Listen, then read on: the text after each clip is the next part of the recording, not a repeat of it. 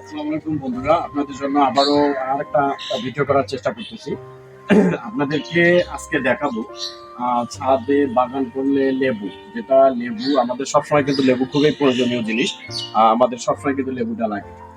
তা আপনাদেরকে দেখাবো, এরকম একটা ছোট গাছে দেখেন অনেক সুন্দর সুন্দর কিন্তু লেবু ধরেছে। লেবুটা একটু দেখাও, ভালো করে দেখাও।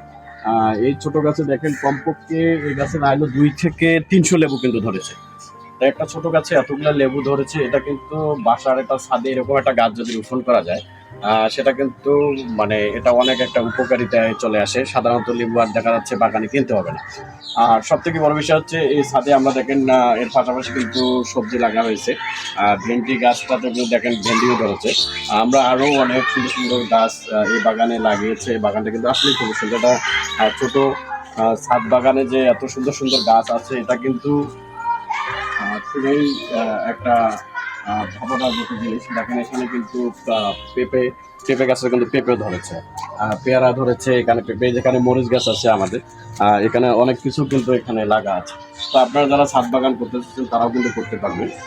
সবাই যার যেটুকু জায়গা আছে এটুকুতে আপনারা ছাদ বাগান করেন। ছাদ বাগান করে যান, ইনশাল্লাহ দেখবেন যে আপনারাও কিন্তু অবশ্যই সফলতা পেয়ে যাবেন। তো সবাই ভালো থাকবেন, সুস্থ থাকবেন।